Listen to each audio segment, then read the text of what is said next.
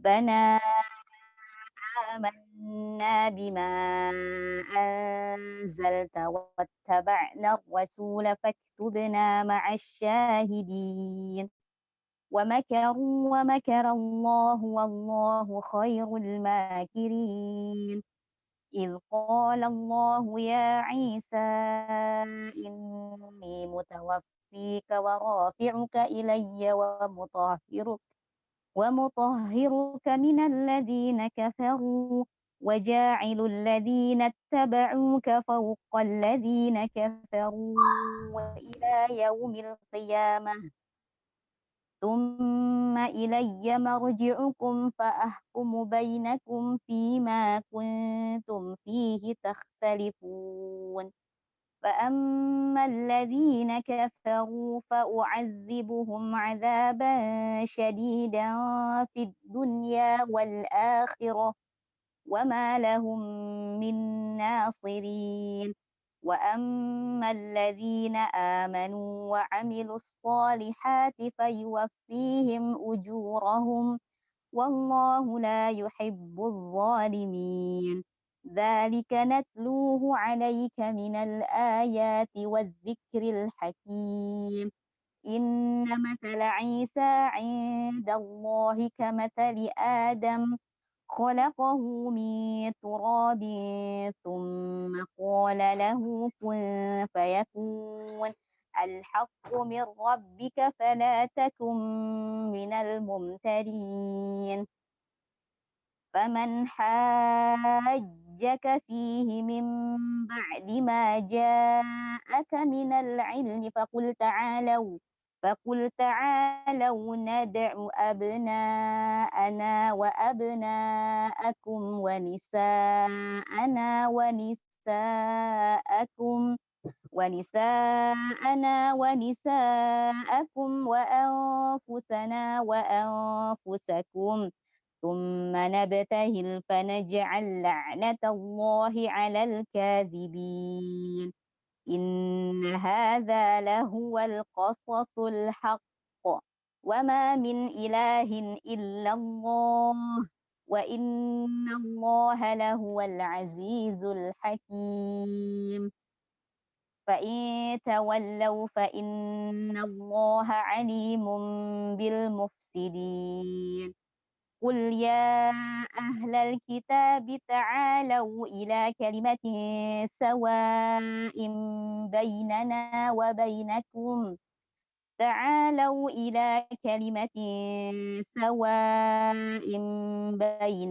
وبينكم ألا نعبد إلا الله ولا نشرك به شيئا ولا يتخذ بعضنا بعضا أربابا من دون الله فإن تولوا فقولوا اشهدوا بأننا مسلمون يا أهل الكتاب لم تحاجون في إبراهيم وما أنزلت التوراة والإنجيل إلا من بعده أفلا تعقلون ها أنتم هؤلاء حاججتم فيما لكم به علم فلم تحاجون فيما ليس لكم به علم والله يعلم وأنتم لا تعلمون ما كان إبراهيم يهوديا ولا نصرانيا ولكن كان حنيفا مسلما وما كان من المشركين إن أولى الناس بإبراهيم للذين اتبعوه وهذا النبي والذين آمنوا والله ولي المؤمنين ود طائفة من أهل الكتاب لو يضلونكم وما يضلون إلا أنفسهم وما يشعرون يا أهل الكتاب لم تكفرون بآيات الله وأنتم تشهدون يا أهل الكتاب لم تلبسون الحق بالباطل وتكتمون الحق وأنتم تعلمون وقالت طائفة من أهل الكتاب آمنوا بالذي أنزل على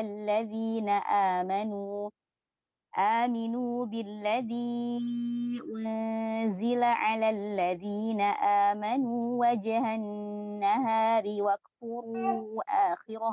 واكفروا آخره لعلهم يرجعون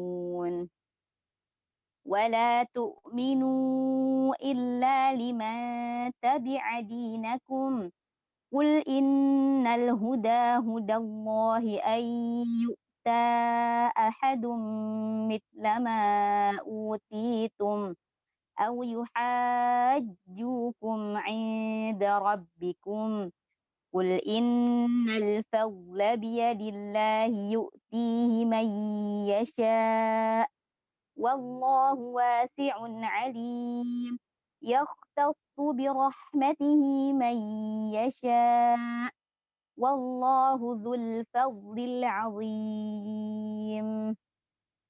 ومن أهل الكتاب من إن تأمنه بقنطار يؤديه إليك ومنهم من إن تأمنه بدينار لا يؤديه إليك إلا ما دمت عليه قائما ذلك بأنهم قالوا ليس علينا في الأميين سبيل ويقولون على الله الكذب وهم يعلمون بلى من أوفى بعهده واتقى فإن الله يحب المتقين إن الذين يشترون بعهد الله وأيمانهم ثمنا قليلا أولئك لا خلاق لهم في الآخرة ولا يكلمهم الله ولا ينظر إليهم يوم القيامة ولا يزكيهم ولهم عذاب أليم وإن منهم لفريقا يلوون ألسنتهم بالكتاب لتحسبوه من الكتاب وما هو من الكتاب ويقولون على الله الكذب وهم يعلمون ما كان لبشر أن يؤتيه الله الكتاب والحكم والنبوة ثم يقول للناس كونوا عبادا لي من دون الله ولكن كونوا ربانيين بما كنتم تعلمون الكتاب وبما كنتم تدرسون ولا يأمركم أن تتخذوا الملائكة والنبيين أربابا أيأمركم بالكفر بعد إذ أنتم مسلمون وإذ أخذ الله ميثاق النبيين لما آتيتكم من كتاب وحكمة ثم جاءكم رسول مصدق لما معكم لتؤمنن به ولتنصرنه قال أأقررتم وأخذتم على ذلكم إصري قالوا أقررنا قال فاشهدوا وأنا معكم من الشاهدين فمن تولى بعد ذلك فأولئك هم الفاسقون أفغير دين الله يبغون وله أسلم من في السماوات والأرض طوعا وكرها وإليه يرجعون قل آمنا بالله أنزل علينا وما أنزل على إبراهيم وإسماعيل وإسحاق ويعقوب والأسباط وما أوتي موسى وعيسى والنبيون من ربهم لا نفرق بين أحد منهم ونحن له مسلمون ومن يبتغ غير الإسلام دينا فلن يقبل منه وهو في الآخرة من الخاسرين كيف يهدي الله قوما كفروا بعد إيمانهم وشهدوا أن الرسول حق وجاءهم البينات والله لا يهدي القوم الظالمين أولئك جزاؤهم أن عليهم لعنة الله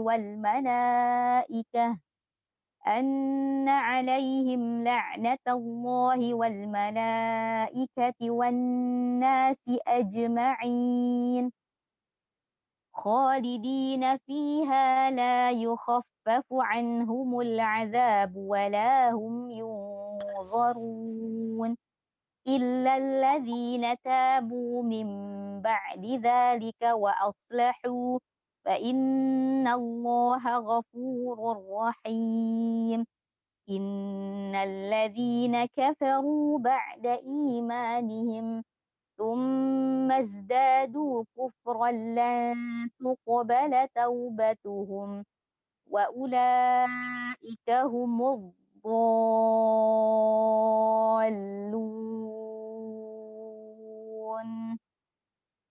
إن الذين كفروا وماتوا وهم كفار فلن يقبل فلن يقبل من أحدهم ملء الأرض ذهبا ولو افتدى به أولئك لهم عذاب أليم وما لهم من ناصرين صدق الله العظيم. Assalamualaikum warahmatullahi wabarakatuh. Waalaikumsalam warahmatullahi wabarakatuh. Waalaikumsalam warahmatullahi wabarakatuh. Insyaallah tabarakallah. Syukran jazakillah khairan kepada Ukti Anisya Hamira yang sudah tasmi' di depan kita semua. Semoga dengan pembacaan tasmi' tadi Allah senantiasa menambah keberkahan kajian kita pada malam hari ini. Oke, mungkin langsung saja ya kita masuk ke kajian malam hari ini, yaitu masih tentang Khadimul Quran part 4. Nah, kali ini akan disampaikan oleh Ustazah kita, Ustazah Izzatul Rifda Ismail, selaku pembina Rumah Quran Al-Wafi. Sebelumnya kita sapa dulu. Assalamualaikum Ustazah. Waalaikumsalam Kak Apil. Insya Allah siap ya Ustazah untuk memberikan sentikan semangat kepada kami semua. Ya, insya Allah. Oke, alhamdulillah. Langsung saja ya teman-teman, kita serahkan kepada Ustazah untuk menyampaikan kajian pada malam hari ini. Pada Ustazah dipersilahkan. Ya, baik. Jazakillah khairan katsiran. Bismillahirrahmanirrahim. Assalamualaikum warahmatullahi wabarakatuh. Waalaikumsalam warahmatullahi wabarakatuh. Alhamdulillahilladzi anzala ala abdihi alkitaba wa lam yaj'al lahu 'iwaja قيما لينذر بأسا شديدا من لدنه ويبشر المؤمنين الذين يعملون الصالحات أن لهم أجرا حسنا الحمد لله الذي علمنا القرآن وعلمنا البيان وجعلنا أحسن الإنسان أحسن الخلق بالقرآن. Alhamdulillah dengan izin Allah Subhanahu wa taala kita bisa bersua di sini ya, Masya Allah, dalam bentuk sebagai tazkirah wa dzakir fa inna dzikra tanfa'ul mu'minin. Semoga teman-teman semuanya, para ummahat, para akhwat, para ustadzah, dan para penghafal Quran yang lainnya, Allah berikan kesehatan dan juga selalu semangat untuk terus membersamai Al-Quran dan juga ahlul Quran insya Allah. Dan ya, wajahnya sudah familiar ya.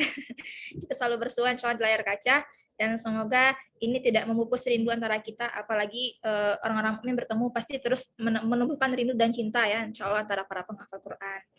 Dan pada hari ini insya Allah mungkin udah sering banget sharing ya dengan teman-teman semua dalam berbagai bentuk tazkirah ya tentang Al-Quran.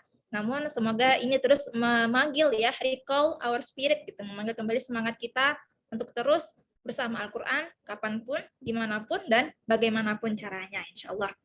Dan pada hari ini insya Allah sharing ya dengan tema jalan dakwah bersama lewat Al-Quran. Sebelumnya jika telah bersama Ustazah Ainul Mardiyah, beliau selaku mudir ya dan wakil mudir di Darul Quran Mardiyah, kemudian juga Ustazah Miftah di wakil Murajaah Planner sebelumnya, founder, dan juga Ustazah Sumiati. Maka di sini mungkin insya Allah saya mau sharing sedikit tentang melalui Murajaah. Namun tentunya bukan itulah poin utama, tapi bagaimana kita bisa berdakwah melalui Al-Quran.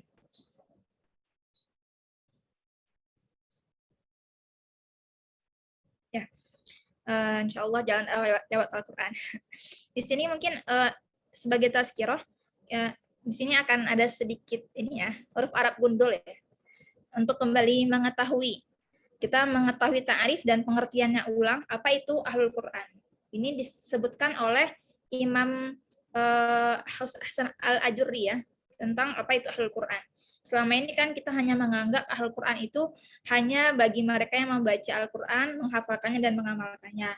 Namun sedikit sekali yang mengetahui bagaimanakah detail atau gambaran atau deskripsi Ahlul Quran tersebut. Nah, di sini ada kumpulan beberapa imam yang menyampaikan tentang Ahlul Quran, dan semoga kita semua bisa mengikuti karakter-karakter yang ada di sini, sifat-sifat yang ada di sini tentang bagaimana menjadi Ahlul Quran. Nah, di sini sebagian ya dari Imam Al-Ajurri dalam kitab Hamalatil Quran, Akhlak Hamalatil Quran, yang bagi liman allamallahul Quran. Jadi ini saya terjemahkan ya, berbahasa Arab. Kadang kalau diartiin juga di Indonesiain kadang kurang cakep juga. Jadi ya udah, jadi saya mengartikannya langsung ya, penerjemah langsung nih. Pakai huruf Arab gundul. Yang bagi liman allamallahul Quran fafaddalahu ala ghairihi, wajib bagi orang yang telah ajarkan bagi dia itu Al-Quran dan telah Allah utamakan daripada yang lain gitu. Jadi orang yang udah Allah berikan keistimewaan Al-Quran kepadanya, mimman lam yahmiluhu, dibanding mereka yang belum membawa Al-Quran. Nah, wa ahabba ayyakuna min ahlil Quran, dan Allah mencintai ketika dia menjadi ahlul Quran, wa ahlallahi wa khassatuh ayyaj'alal Quran rabi'a liqalbihi ya'muru bihi ma khariba min qalbihi. Wajib bagi dia menjadikan Al-Quran itu sebagai musim semi di hatinya. Makanya memang di antara doa Al-Quran itu, Allahumma ja'alil Quran rabi'a qulubina wa nuwara sudurina. Jadi memang kita perlu menetapkan apakah yang perlu kita cintai dan kita utamakan di hati kita. Yaitu di sini Al-Quran. Ya ta'adab bi'adabil Quran.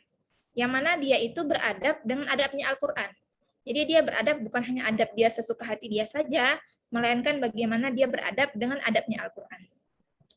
Wa yatakhallaq bi akhlaqin syarifatin tabayyana bihi an sa'irin nas. Dan dia bersikap, dia berakhlak dengan sikap-sikap yang berbeda dibandingkan seluruh manusia. Jadi orang-orang mengetahui dia itu ahlul Quran cukup dari dia bersikap. Orang-orang tidak mesti meminta dia untuk tasmi', nggak mesti meminta dia untuk membaca Al-Quran atau belajar tahsin, tapi orang-orang udah bisa mengetahui di Al-Quran melalui sikap dia dalam berbicara maupun berjalan maupun dari segi bersikap pada orang lain. Gimana ya Al-Quran? Nah, Bagaimana identitasnya? Bagaimana deskripsinya? Fa'awalan mayan bagi lahu ayyasta'mila taqwallaha fis sirri wal alaniyah. Jadi sebagai ahli Quran, dia perlu memiliki sifat takwa dalam kesendirian dia maupun ketika dia bersama orang lain. Wal alaniyah. Terang-terangan gitu ya. Disti'mali al-wara' fi mat'amihi wa mashrabihi wa malbasihi wa maskanihi. Dengan cara dia bersikap wara'. Wara' itu sikapnya para ulama. Sikap mereka yang menjauhi syubhat dalam sisi makanannya, minumannya, pakaiannya, dan juga tempat tinggalnya. Nah, sebagai muslim kita aman ya, insya Allah tidak terkena dosa jika kita melakukan hal-hal yang masih belum diketahui hukumnya. Namun sebagai bentuk kehati-hatian, ihtirozan wahtiyatan, ketelitian seorang mukmin adalah dia menjauhi hal-hal yang syubhat. Apakah dia ketika sedang meminum kopi kekinian, melihat kandungan yang masih belum clear halal MUI-nya gitu ya, atau BPM UI-nya atau yang lainnya, dia menjauhi hal itu. Walaupun itu menjadi rekomendasi orang-orang atau terkenal, karena dia mengetahui lebih baik bagi dia itu menjaga apa yang masuk ke dalam tubuh dia.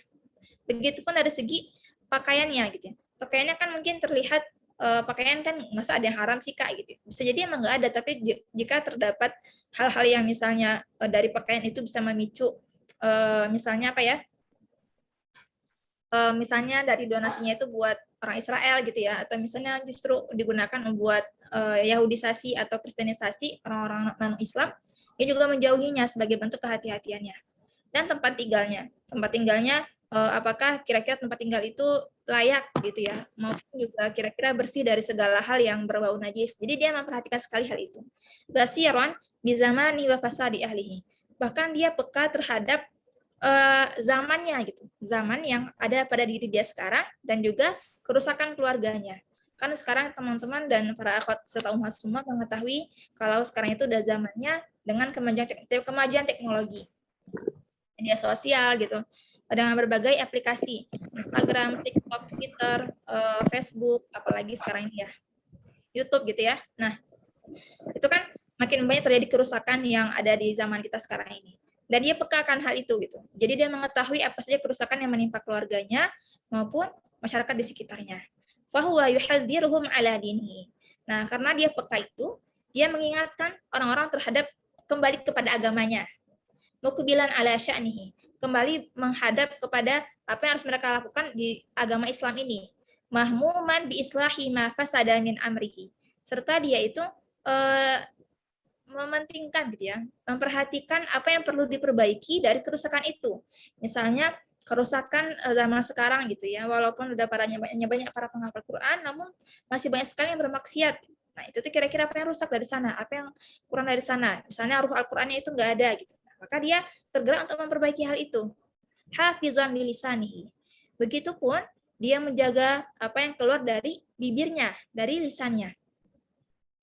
Dalam banyak hadis ya, dalam hadis disebutkan ada dua hal yang dia itu dikerangkang gitu ya, di penjara, namun itu menjadi sumber neraka gitu, sumbernya dosa, yaitu lisan kita, kemudian juga aurat kita bagian bawah gitu. Nah, itu sudah dipagari gitu oleh Allah, ditutup, tapi ternyata banyak orang yang melewati pagar tersebut dan melampaui batas. Nah, mumayyizan li kalamihi. Bahkan dia juga memperhatikan apa kata-kata yang keluar dari mulutnya. Jadi dia memilih kata-kata gitu. Jadi nggak asal nyablak, nggak asal ceplos, nggak asal mengatakan atau komen. Tapi dia memperhatikan apa yang dia statusin, apa yang dia komenin, apa yang dia bikinin, itu semua dia perhatikan juga. Tidak hanya dari segi bicara maupun dari segi tulisannya. In takallama bi ilmin. Kalau dia berbicara dengan ilmu. Jadi dia nggak asal bicara saja gitu ya. Dia nggak cuma asal tahu vocabularies gitu, atau tahu mufradat, tapi dia bicara itu dengan ilmu yang dia miliki. Idharu al-kalama sawaban. Dia berbicara jika itu dibutuhkan, dan juga wa in sakata bi ilmin idza kana sukutu sawaban. Dan dia diam itu dengan ilmu. Jadi dia bukannya diam dengan melihat kemungkaran, namun jika dia diam misalnya karena dia melihat diam itu menjadi lebih maslahat jika terjadi kerusuhan. Qalilul khawdi fi ma la ya'nihi. Dia sedikit sekali bersenda gurau akan hal yang bagi dia itu tidak bermanfaat. Jadi dia pilih-pilih gitu ya, selektif terhadap sesuatu yang dia lihat ini kurang baik, maka dia tinggalkan. yakhafu min lisanihi asyaddu mimma yakhafu aduwahu. Dia takut akan lisannya sama seperti takut dia akan musuhnya. Kalau takut akan musuh itu kan kita takut musuh itu membunuh kita ya, bikin kita celaka gitu. Nah, begitupun dia takut akan lisan dia yang membuat dia menjadi orang yang celaka nantinya. Qalilut dhahik mimma yadhak minhu nas lisu'i akibatid dhahak. Jadi dia tuh sedikit tertawa walaupun orang-orang menertawakan hal sesuatu itu. Karena dia mengetahui akibat buruk dari banyak tertawa. Di antaranya adalah matinya hati. Basitul wajhi, wajah dia itu tenang gitu ya, ceria, tentram kita melihat wajahnya. Bukan abus, bukan abasa wa tawalla ya, bukan bermuka masam. Thayyibul kalam, kata-kata dia santun, baik dan terpilih. La yaghtab ahadan wala yahkir ahadan wala yasubbu ahadan wala.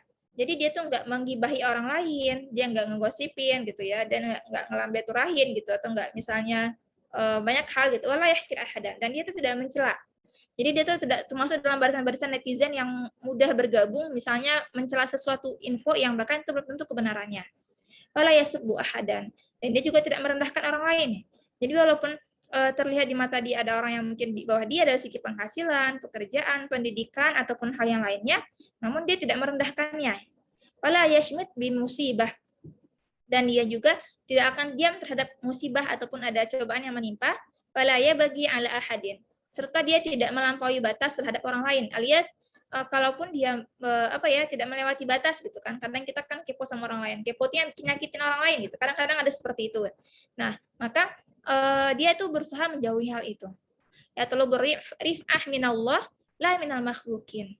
Kalaupun dia minta penghargaan dan kemuliaan, dia minta dari Allah Subhanahu wa taala, bukan dari makhluk. Makitan lil kibr. Dan dia juga menjauhi gitu ya, menjauhi dari takabur. Jadi dia tuh khawatir akan kesombongan yang menimpa dirinya. Khaifan ala nafsihi minhu. Dia takut akan dirinya jika dia menjadi pribadi yang sombong. La yata'akkal bil Qur'an wala yuhibbu ay yuqda bihi al hawaij. Dia tidak mencari makan dengan Al-Qur'an.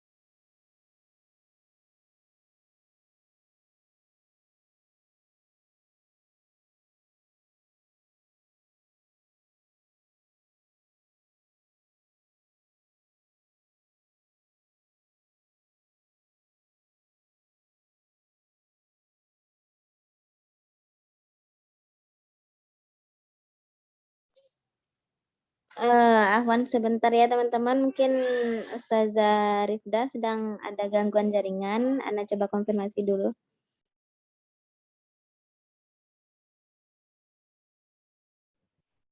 Ya, mohon maaf ya, saya terlempar. Anda sudah kembali lagi di sini.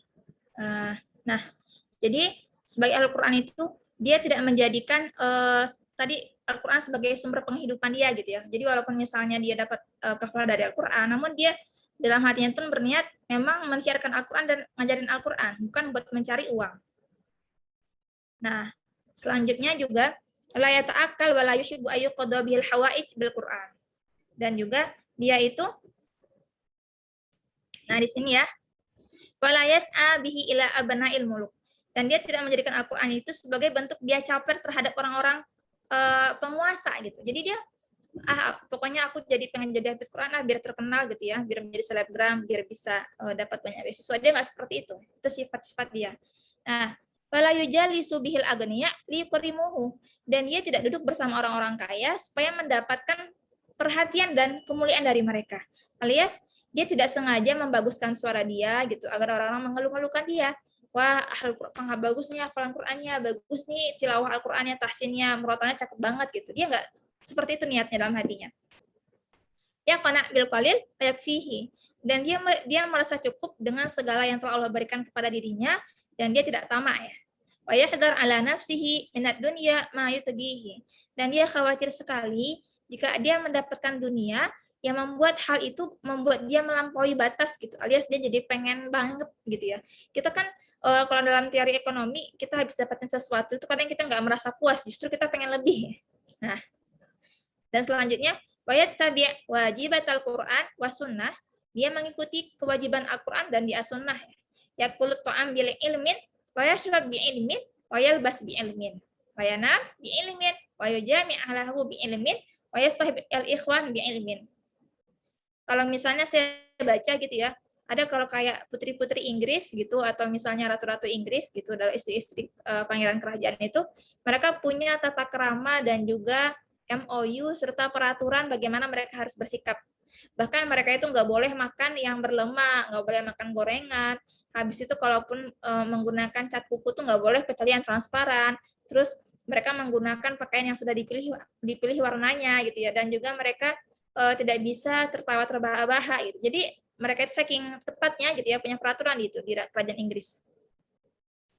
Makanya kerajaan Inggris itu masih ini ya, masih bertahan sampai sekarang. Nah, begitupun sebenarnya bagi Ahlul Quran, dia itu punya etika-etika yang dia itu jika dia seperti itu, maka insya Allah dia yu'tabar Ahlul Quran.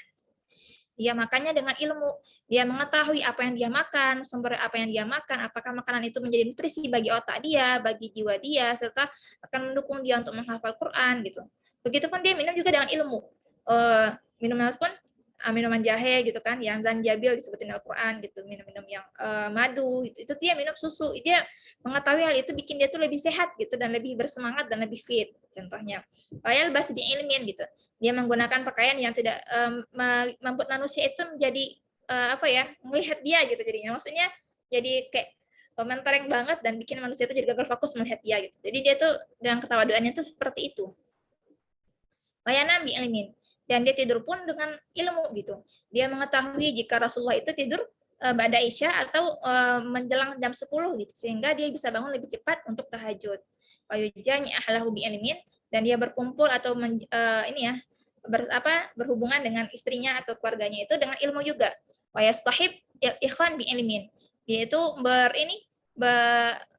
memualahi teman-temannya, bergaul dengan teman-temannya itu dengan ilmu juga. Wa yazuruhum bi ilmin, dia mengunjunginya dengan ilmu. Yalzam nafsahu birrul walidayhi, serta dia memberikan kewajiban bagi dirinya agar bisa birrul walidain kepada orang tuanya. Wa in ista'ana bihi ala ta'atin a'anahuma. Jika orang tuanya meminta tolong kepada dirinya, dia membantunya.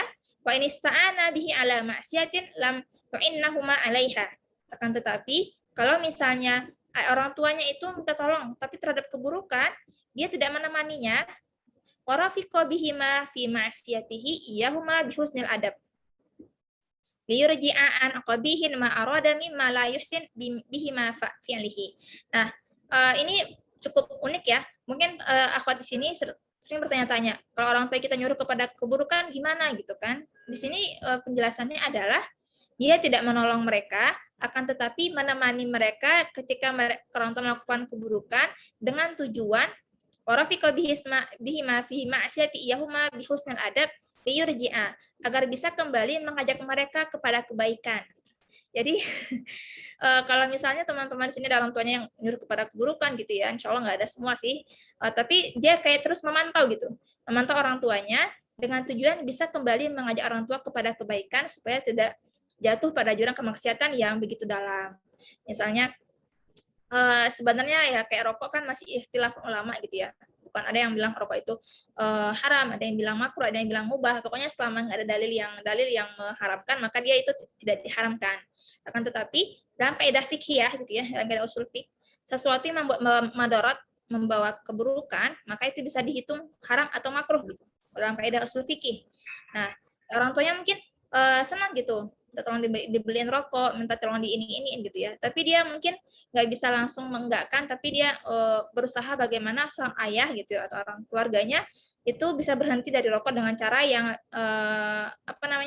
ma'ruf, dengan cara yang lembut dan baik. Contohnya gitu ya. Nah, ya silurrahim, dia terus menjalin silaturahim dengan orang-orang, fayakrahut qati'ah, dan dia benci kalau terputus silaturahim. Jadi walaupun masa pandemi, Jangan sampai kita terputus silaturahim dengan orang tua, dengan para keluarga maupun sudan sana gitu ya, tetangga gitu, ataupun saudara-saudara lainnya. Apalagi sekarang walaupun kita terpisah dengan jaga jarak, tapi kita punya kuota dan punya internet untuk bisa saling terhubung dengan mereka insyaallah. Man qata'ahu lam yaqta'hu. Aman asallaha fihi atau Allah fihi. Intinya itu dia berusaha terus menjalin silaturahim dan dia itu berusaha orang-orang yang misalnya nih gitu ya, memaksiati Allah terhadap sesuatu. Namun dia berusaha menjadi pribadi yang berbeda, terus mentaati Allah Subhanahu wa taala. Rafiqun fi umurihi. Dia memperhatikan segala perintah-perintah Allah Subhanahu wa taala. Saburun ala ta'limil khair. Dia bersabar dalam mempelajari segala kebaikan yang baik bagi dirinya. Dia anas bihil muta'allim. Dia berteman ya dengan para penuntut ilmu. Wayafrah bihil majalis. Dia senang dengan majelis-majelis gitu, majelis ilmu. Dia senang sekali mengikuti kajian yang memicu mendapatkan keimanan. Dia senang menelaah kitab-kitab serta halaqah Quran dan halaqah yang lainnya. Nah, pada ja'alal ilmal wal fiqh dalilun ala ila kulli khairin. Dan dia menjadikan dasar dia bersikap itu bukan gara-gara perkataan manusia atau kata netizen atau kata-kata orang lain, melainkan dari ilmu yang dia miliki. Ilmu fikih, ilmu tafsir ya, serta ilmu Al-Qur'an. Yang itu menjadi petunjuk bagi dirinya untuk berbuat segala kebaikan. Idza darasal Qur'an fa bihudurin fahima wa akila. Jadi ketika dia mempelajari Al-Qur'an, dengan kehadirannya tadi itu insya Allah dia akan paham dan juga berakal gitu, alias bisa berpikir. Jadi tujuan kita hadir dalam halaqah Quran ya, halaqah Quran RQ Al-Wafi ataupun di halaqah Quran yang lainnya, serta ikut kajian itu supaya kita bisa menjadi pribadi yang berakal, menghilangkan kebodohan dari diri kita. Apalagi ini ya, kata Imam gitu, salah satu bentuk niat bersih kita belajar adalah adanya keinginan di hati kita agar terlepas dari kebodohan. Nah, himmatuhu iqa'il fahmi lima alzamallah. Tujuan dia tadi belajar supaya dia ada muncul kepahaman dalam dirinya terhadap apa yang dia turunkan oleh Allah Subhanahu wa taala yaitu Al-Qur'an. Jadi teman-teman kita perlu memiliki obsesi, ambisi untuk bisa paham segala yang Allah turunkan kepada kita. Bukan hanya hafal ataupun murojaah, melainkan paham. Dengan begitu insya Allah akan terus timbul keimanan di hati kita. Nah, min attiba'i ma amara wal intihai amma nuhiya. Nah, jadi sehingga dia itu bisa mengikuti segala yang Allah perintahkan dan juga menghentikan segala yang telah Allah larang. Nah, walaisa himmatuhu gitu ya. Ini ya. Bukanlah tujuan dia itu mata akhtimus surah. Bukan tujuan dia itu tanya kapan ya aku bisa khatam. Tapi tujuan dia walakin himmatuhu mata astaghni billahi an ghairihi. Kapan aku merasa cukup dengan hanya Allah dibandingkan dengan manusia gitu. Jadi dia merasa cukup Allah satu-satunya sebagai pelindung dia dan dia tidak merasa membutuhkan manusia lagi gitu. Wa mata aku minal muttaqin, dan kapan aku bisa menjadi hamba-hamba yang bertakwa. Wa mata aku minal muhsinin, dan kapan aku menjadi hamba-hamba yang bisa melakukan kebaikan, muhsin. Wa mata aku minal mutawakkilin, dan kapan ya aku bisa menjadi hamba yang bertawakal. Wa mata aku minal khasyiin, kapan aku bisa menjadi orang yang khusyuk dalam beribadah. Wa mata aku minas sabirin, dan kapan aku bisa menjadi orang yang bersabar. Wa mata akil anillah al-khitab, kapan aku bisa paham perkataan Allah Subhanahu wa taala. Kapan aku bisa paham maksudnya dari mata afqahu ma'atlu, kapan aku bisa ngeh gitu ya dengan hukum-hukum serta paham akan apa yang akan aku baca. Itu tujuan dia mempelajari Al-Qur'an dan membaca Al-Qur'an. Wa mata aglibu ala nafsi ala ma tahwa. Dan kapan aku itu bisa menguasai diriku terhadap apa yang Allah inginkan gitu ya. Bisa mencapai apa yang Allah inginkan dan juga bisa mengalahkan dirinya dari mengikuti hawa nafsunya. Mata ujahid fillah haqqa jihad. Dan kapan aku bisa berjihad dengan sebenar-benar jihad. Mata aku bisa jadi Al-Quran dan aku nabi dzikrihi andikrihi ghairihi mustaqilan, alias sangat sibuk dengan Al-Quran hingga tidak bisa ingat hal yang lain lagi gitu. Jadi kalau misalnya kalau kita misalnya di dalam pembelajaran itu kan ada KPI ya. Key Performance Index gitu ya. Standarisasi seseorang itu bisa dihitung bagus dalam bekerja gitu kan, minimal gitu. Begitupun ada misalnya standarisasi dalam kayak kalau dalam masa corona ini gitu, kayak pakai masker, cuci tangan gitu. Nah, tapi bagi para penghafal Quran itu, standarisasi dia itu bukanlah kapan dia khatam Quran, melainkan dia bertanya terus kapan dia bisa menjadi hamba yang bertakwa, paham isi Al-Quran, hamba yang bersabar, hamba yang khusyuk, dan mereka yang mampu mengikuti segala yang Allah perintahkan. Sebentar ya, izin minum.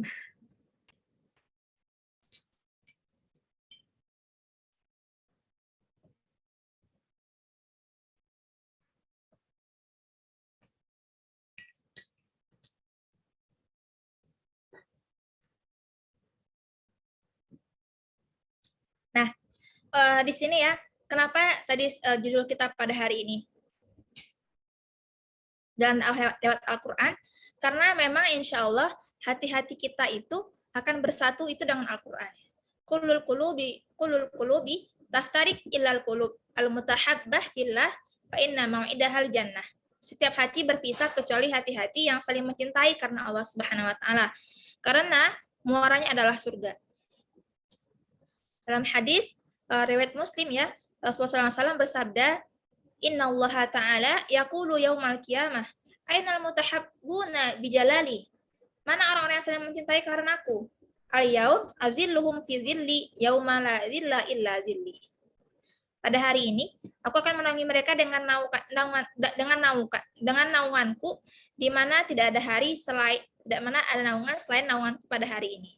Alias Allah Subhanahu wa taala hanya ada satu-satunya naungan, itu naungan Allah Subhanahu wa taala pada hari kiamat. Dan itu akan Allah berikan kepada orang-orang yang saling mencintai karena Allah Subhanahu wa taala.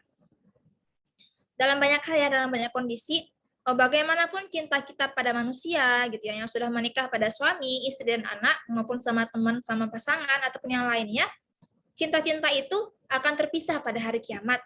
Akan tetapi ada cinta-cinta yang berpadu, akan bertemu terus, yaitu cinta karena Allah Subhanahu wa taala. Oleh karena itu, jadikanlah landasan kita mencintai sesuatu itu gara-gara Allah Subhanahu wa taala. Karena bagaimanapun bisa jadi ada cinta-cinta yang kita diawali oleh kekaguman kita, nafsu kita, itu cinta-cinta yang akan segera pudar dan menghilang ketika pada hari kiamat kelak. Jadi bisa jadi kita tidak akan dikumpulkan dengan mereka yang kita cintai jika tidak ada cinta karena Allah Subhanahu wa taala di sana. Oleh karena itu gitu ya, saya pernah mengikuti kajiannya Ustadz Bendri dan beliau bercerita ini tentang keluarga gitu, tentang keluarga, ada pasangan suami istri yang beliau itu mengadu kepada beliau gitu dan bercerita, Ustadz kami ini tidak bahagia gitu. Tidak bahagia kenapa? Ya gara-gara udah melakukan banyak hal dan kita menikah based on cinta ya, based on love gitu ya, dengan cinta, kemudian tapi tidak bahagia gitu, padahal sudah melakukan banyak sekali yang kami lakukan, bahkan udah cinta itu menjadi gersang dan kering gitu. Kita udah pergi ke psikiater gitu ya, pokoknya banyak konsultan gitu. Nah, sampai Ustadz Bandri itu bertanya sama sang suami ini gitu, kalau boleh tahu, antum jam berapa sholat subuh? Terus, apa Ustadz? Maksudnya gimana gitu? Jadi beliau kayak berusaha mengelak gitu. Ya, Ana mau tanya, antum jam berapa sholat subuhnya gitu kan? Terus, Ustadz gimana? Ya, Ana sholat subuh lah gitu kan? Enggak, Ana hanya pengen mastiin doang. Antum jam berapa sholat subuhnya? Kata beliau. Terus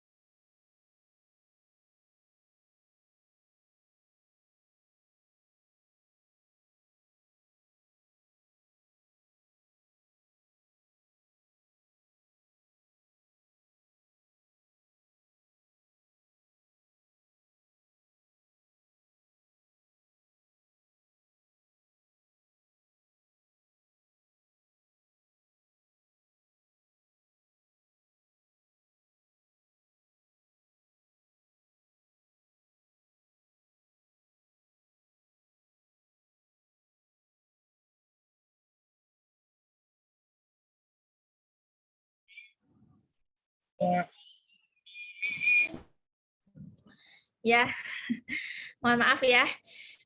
Alhamdulillah kembali lagi gitu ya. Nah, terus beliau menyampaikan, iya gitu ya. Kenapa tidak muncul cinta antara kalian? Gara-gara memang tidak berlandaskan karena cinta pada Allah Subhanahu wa taala. Begitulah sebenarnya kita di sini terkumpul karena teman-teman semua di sini. Ya, nah, tafadhali.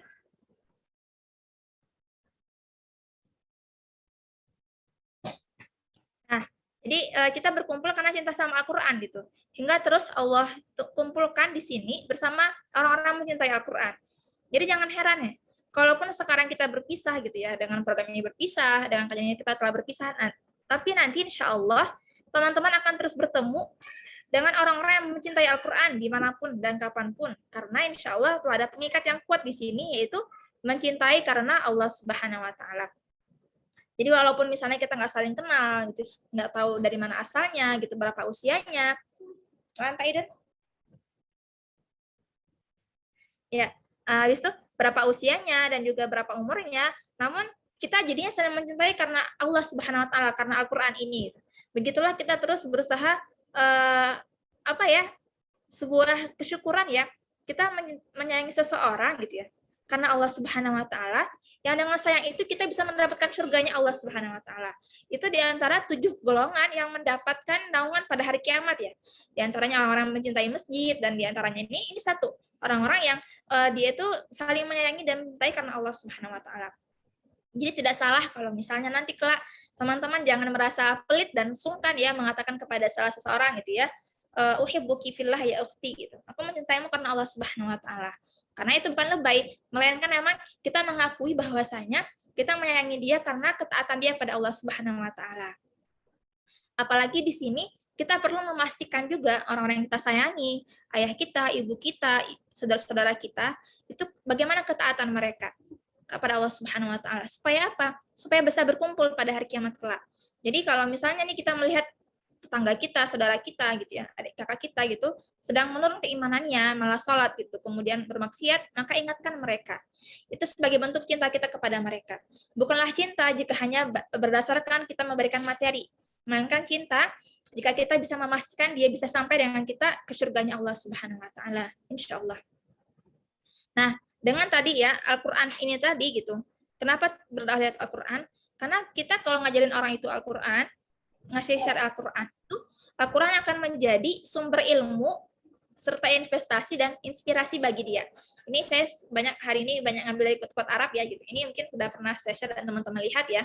Dari kalamul Arab, auladakum al-Quran, alimu auladakum al-Quran, wal Quran sayu'allimuhum kulla syai'. Ajarkanlah anak-anak kalian Al-Quran, sesungguhnya Al-Quran akan mengajarkan ia segala hal. Jadi karena Allah Subhanahu Wa Taala mengatakan dalam surat Ar-Rahman, ini ya, itu alam Al-Quran ya, serta juga khalaqal insan, Allah itu sudah menjelaskan bahwasanya alamahul bayan, Allah akan menjelaskan kepada orang-orang itu dengan ilmu yang dia miliki dengan berawal dari Al-Quran tadi. Alimuhum annal Quran wazifatul umur wa annahu muqaddamun wa muayyanun ala dirasah. Ajarkanlah jika Al-Quran itu adalah pelajaran seumur hidup. Pekerjaan ya, mohon maaf, pekerjaan seumur hidup. Dan ia diutamakan dan didahulukan sebelum belajar. Jadi bagaimanapun Al-Quran itu tidak mengenal usia. Memang waktu yang paling baik untuk menghafal Quran itu di usia muda, di usia kecil. Ketika itu masih kuat sekali ingatan kita. Akan tetapi ini tidak menghapus kepentingan dan urgensi serta pentingnya kita di usia tua pun membersamai Al-Quran. Apalagi syukurilah walaupun kita terlambat menghafal Quran, namun Allah masih memberikan Al-Quran kepada kita walaupun kita sudah renta. Dengan begitu menunjukkan sayangnya Allah Subhanahu Wa Taala kepada kita. Alimuhum annal waqtal ladzi yukhasisuhu lil Quran la yu'sar ala waqtil mudzakarah awil amal bal yazidu kulla syai' barakah. Ajarkanlah mereka, beritahulah mereka, jika waktu yang dikhususkan untuk Al-Quran tidak akan mengganggu waktu belajar dan bekerja, melainkan menambah keberkahan setiap pekerjaan. Hal inilah yang bisa menjadi sebuah tazkirah dan ini ya nasihat buat kita, siapapun di sini yang sudah mendapatkan banyak amanah sebagai ibu rumah tangga, sebagai santri di rumah Quran, sebagai guru, sebagai musyrifah, sebagai pengajar gitu ya. Banyak sekali amanah-amanah yang kita dapatkan. Jangan sampai amanah itu mengambil posisi yang sebenarnya harus diisi oleh Al-Qur'an. Justru dengan adanya Al-Qur'an itu tadi kita akan mendapatkan banyak sekali inspirasi untuk melakukan banyak hal ya. Karena Allah Subhanahu wa taala memberikan kita kebersihan hati dan ketajaman akal hingga bisa menjadi pribadi-pribadi yang kreatif dan punya banyak ide-ide brilian. Dan insya Allah Al-Quran ini adalah investasi, bukan bodong ya. Investasi yang sudah pasti cuannya nanti pada hari kiamat kelak gitu. Udah pasti kita akan mendapatkan keuntungannya gitu, dan ilmu yang kita dapatkan banyak sekali. Apalagi dengan Al-Quran tadi dan bahasa Arab ya. Maka teman-teman yang mempelajari Al-Quran harusnya memotivasi untuk terus mempelajari bahasa Arab. Kenapa? Inna anzalna al-Qur'ana Arabiyyal la'allakum ta'qilun. Allah menurunkan Al-Quran itu dengan bahasa Arab supaya kalian bisa berpikir, bisa menjadi orang yang cerdas ya. Jadi orang-orang yang udah belajar Al-Quran, tapi dia tidak mempelajari bahasa Arab, itu sayang banget gitu. Kenapa sayang banget gitu? Karena dengan Al-Quran itu akan dipahami serta dimengerti artinya jika ditambah dengan ilmu sebagai ilmu alatnya, yaitu bahasa Arab ini. Insya Allah juga dengan kita mempelajari bahasa Arab tadi, kita akan mudah menemukan rahasia-rahasia Al-Quran. Akan mudah juga mentadabburi Al-Quran. Karena kita akan mempelajari ilmu nahwu, ilmu sharaf, ilmu yang lainnya gitu kan, hingga kita mengerti kenapa ini didepankan, kenapa pakai iyaha gitu ya, iyaka, kenapa pakai dhamir di sini. Hingga insya Allah tadi juga yang seperti kata Ustazah Sumi pekan sebelumnya, kita akan paham juga ilmu balaghah, ilmu-ilmu yang lainnya yang itu membuat kita semakin mencintai agama ini dan semakin tunduk dan tawaduk kepada Allah Subhanahu wa taala. Nah, orang-orang yang bersama Al-Quran itu gitu ya, kan dia menjadi ahlullah wa khassatuh. Hingga tidak akan ada sesuatu hal yang menimpa ahlul Quran kecuali itu adalah kebaikan. Jadi walaupun Allah memberikan dia itu ujian gitu kan, kenapa gitu? Bukannya Allah cinta sama kita, kenapa Allah ngasih banyak ujian gitu? Gitu ya. Allah cinta sama Rasulnya gitu, sama Nabi Muhammad SAW. Apalagi kita ini ya kemarin usai saja kembali memperingati Maulid Nabi Muhammad SAW. Tapi Rasul adalah Rasul yang terbaik ya, yang Allah cintai, itu Allah berikan banyak ujian juga. Apakah Rasul itu diuji itu bukan gara-gara Allah nggak cinta sama Rasul? Bukan ya. Justru Allah lebih banyak memberikan ujian kepada Rasulnya, Nabi Muhammad SAW, karena begitu dalamnya cinta Allah kepada Rasulnya, hingga bisa mengemban dan mendapatkan banyak sekali ganjaran untuk beliau. Nah ini dia. La takrahu syai'an ikhtarahullahu lak. Jangan membenci sesuatu yang telah Allah pilihkan kepadamu. Jadi kalau teman-teman mendapatkan musibah, kesedihan, jangan membencinya. Kenapa? Fa'alal bala itu jar. Jadi kalau dapat musibah, itu akan mendapatkan pahala juga. Fa'alal maradi itu jar. Serta kalau misalnya kamu mendapatkan selagi sakit ya, maka kamu akan diberikan pahala juga gitu. Kadang kan memang saya juga introspeksi gitu, karena kalau lagi sakit tuh pengennya tuh kayak pengen ngeluh mulu ya, sakit gitu ya. Kadang kalau sakit itu udah negatif thinking aja. Nanti kalau meninggal gimana ya, ini gimana ya gitu. Terus langsung ini gimana, sakit gimana ya, kita tuh udah langsung banyak pikiran gitu kan. Padahal sebenarnya ketika kita lagi sakit itu Allah sedang memberikan kepada kita itu pahala dan juga sedang menggugurkan dosa-dosa kita. Bahkan kata para ulama, para sahabat itu mereka bersyukur sekali kalau mereka itu sakit, apalagi sakit demam. Karena sakit demam itu al-humma yu'tabar qit'atun minan nar yang yanzil alaihi gitu. Jadi dia itu dihitung sebagai sepercik api neraka yang turun kepadanya, hingga itu tuh bisa menggugurkan dosa dia gitu pada hari kiamat kelak itu. Dan ada juga sahabat yang beliau itu selalu sakit pada setiap pekan, selalu sakit, selalu demam. Ada gitu, nggak pernah absen selama seminggu. Nah, suatu kali pernah beliau itu nggak sakit gitu, sehat gitu selama seminggu. Dia merasa cemas dan orang pernah nanya, kenapa kamu cemas gelisah ya? Aku sepekan ini nggak ada sakit katanya. Saya khawatir kalau misalnya Allah nggak mengangkat dosaku pada pekan ini, pada minggu ini gitu. Jadi kalau misalnya ada yang sering ditimpa sakit, itu sebagai bentuk Allah sayang sama dia. Bahkan juga dalam banyak itu saya baca itu kata para ulama, di antara bentuk Allah tidak menyayangi seorang hambanya adalah Allah jarang bikin dia sakit gitu. ini bukan berarti bermakna negatif ya, tapi ini beberapa ciri-ciri Allah menyayangi seseorang ketika dia sakit, maka sesungguhnya Allah Subhanahu wa taala sedang meringankan dosanya, menambah pahalanya dan juga mengabulkan doanya. Wa alal faqdi tu'jar. Dan juga kalau dia ada kehilangan, itu juga akan dibalasi. Apakah kehilangan barang, kehilangan orang gitu ya. Apalagi di masa-masa pandemi ini banyak orang-orang yang pergi ya. Pergi dengan sakit Covid ini gitu. Wa ala sabri tu'jar. Dan juga terhadap kesabaran itu akan diberikan pahala. Farubbal khairi la ya'ti illa bi khairin. Karena kebaikan yang telah Allah pilih untuk kita, pasti dia akan mendatangkan kebaikan walaupun berbeda covernya. Ada covernya sakit, ada covernya kehilangan, ada covernya pokoknya ujian, musibah gitu ya. Tapi sesungguhnya isinya adalah kebaikan insya Allah. Nah, ini ya, let's talk gitu ya about Kui Murojaah gitu ya. Kui Murojaah ini kan adalah akun Instagram ya. Akun Instagram yang kita bikin di bio-nya itu adalah organization community. Mungkin bagi yang follow ya. Nah, kenapa kita sebelumnya, ini sedikit sisi Kui Murojaah yang akan saya sharing gitu ya. Kenapa sebelumnya dia itu Instagram ya? Karena sasaran kita para admin adalah anak muda ya, anak muda, dan Instagram adalah salah satu platform yang paling diminati anak muda, bahkan sampai saat ini. Gitu. Bahkan bos Apple aja gitu, cemas anak muda sekarang ini kebanyakan main medsos, hingga dia khawatir Apple yang udah mahal banget itu hanya dimanfaatin untuk Instagram saja gitu. Padahal kan dia punya banyak fitur-fitur yang bagus gitu kan. Terus juga dengan kita melalui mengambil media platform ini gitu kan, karena media visual, jadi kita memang berharap dia menjadi jurnal pengingat harian murojaah ya, yang eye-catching gitu, yang enak dipandang dan juga mudah ditemukan. Jadi kan sekarang ini kan kalau saya mempelajari sedikit tentang Instagram itu, kita misalnya follow berapa orang gitu, berapa ribu orang gitu. Nah, yang akan ditampilkan di beranda kita itu hanyalah ini aja sebenarnya, cuma sekitar 10% dari yang kita ikuti gitu. Itu pun yang akan muncul di beranda kita itu adalah mereka yang sering kita komen ataupun yang kita like. Adapun misalnya ada akun-akun yang kita follow tapi nggak kita like ataupun kita komen, itu tuh nggak akan muncul karena Instagram bisa membaca basis data manakah akun-akun yang kita sukai. Sekarang pun tantangannya gitu ya.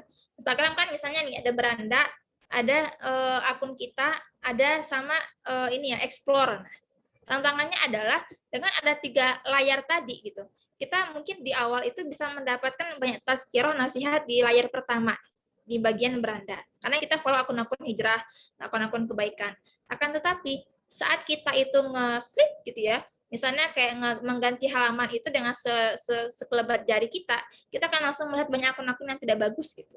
Banyak iklan-iklan yang membuat kita itu jadi banyak tertawa, kemudian juga akun-akun gosip gitu kan, akun-akun yang itu tuh justru membuat kita tuh jadi kayak kembali gagal dapetin keimanan gitu. Alias kita baru aja dapetin tazkirah di halaman pertama gitu. Pas cek lagi halaman kedua, banyak akun-akun yang nggak benar gitu kan, apalagi Ghazul Fikri itu di Instagram itu adalah mereka berusaha ngasih kita akun-akun yang itu tuh berulang sebenarnya, berulang kembali info-infonya. Habis ada info ini, ada lagi info lain tapi dari akun yang berbeda gitu kan, dan itu isinya hal yang diviralkan di media massa gitu kan. Hingga lama-kelamaan persentase kita memahami kebaikan itu dikalahkan dengan lamanya kita membuka akun explore tadi gitu kan, hingga jadinya lebih banyak mudaratnya dibandingkan kebaikannya. Namun tetap saja kita berusaha gitu ya, dengan ketika orang membuka media sosial itu ada tazkirah di sana yang bisa mereka dapatkan dari Kui Murojaah ini. Dan juga insya Allah ya sebagai bentuk media dakwah Quran online yang kekinian. Memang Kui Murojaah ini kita mengambil banyak para penghafal Quran yang menjadi ini kita, admin kita, supaya apa gitu. Karena kita nggak ingin memberikan konten Al-Quran itu jika bagi orang yang tidak punya ruh Al-Quran. Gitu. Jadi bukan hanya konten-konten yang bikin orang-orang tuh kata-kata yang keren gitu, quotable gitu ya, keren gitu, eye-catching, tapi tetap saja bagaimana tulisan itu bisa mengalirkan ruh Al-Quran kepada orang yang membacanya. Kita aja kadang baca hadis gitu kan, walaupun itu cuma tulisan gitu, baca Al-Quran yang tulisan itu, tapi terasa ruh yang menancap di dada kita. Apalagi untuk sisi kita memberikan kepada orang itu sharing tentang isi Al-Quran, maka haruslah orang-orang Al-Quran juga. Nah, ini satu lagi ya, misalnya nih beberapa tips aja sih buat teman-teman yang pengen fokus di bidang Al-Quran, gitu kan, untuk dakwah lewat Al-Quran. Kenapa sih penting dakwah lewat Al-Quran? Karena Al-Quran itu insya Allah akan menjangkau semua sisi. Misalnya nih gitu ya, kita kan ngajak orang buat berinfak, itu nggak semua orang mau tergerak untuk melakukannya. untuk dukung ini, nggak semua orang tegak melakukannya. Tapi kalau Al-Quran itu adalah ke semua umat gitu ya, semua kalangan, semua golongan. Nah, jadi jika kita mengambil sisi Al-Quran ini yang akan menyentuh semua kalangan ini, kita akan mudah buat mengajak mereka melakukan kebaikan-kebaikan lainnya gitu. Apalagi ini ya, kayak Murojaah ini gitu kan. Kan ini ya, awalnya kan ini kita anak Alipia gitu ya, saya sama Rehana gitu yang bikin dulu sebelumnya. Dan tujuan kita itu, kita pengen orang-orang pengen murojaah gitu, tapi nggak bisa gitu, kita nggak punya biaya gitu kan, nggak punya biaya buat bikin program, nyari pengurusnya gimana gitu kan. Ya udah akhirnya bikin program yang bikin kegiatan yang nggak perlu ada biaya di sana, yaitu dengan akun kita, dan juga cukup bikin akun baru, ada kuota, dan desain secukupnya. Nah, jadi mungkin saran gitu ya buat teman-teman yang ingin lewat Al-Quran, ciptakan rumah sendiri gitu. Karena mungkin kita nggak bisa mengikuti orang-orang lain yang beda gitu kan. Apakah bikin rumah sendiri, rumah Quran sendiri itu mungkin terlalu besar ya.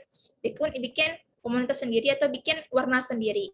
Nah, dalam hal ini kami ingin fokus pada warna murojaah ya, murojaah. Karena semua orang udah getol banget gitu ya, udah banyak banget sharing tentang bagaimana menghafal Quran gitu. Dan kita di sini melihat sebuah kontras banget ketika orang semua pada menghafal Quran, akan tetapi mereka tidak bisa murojaah.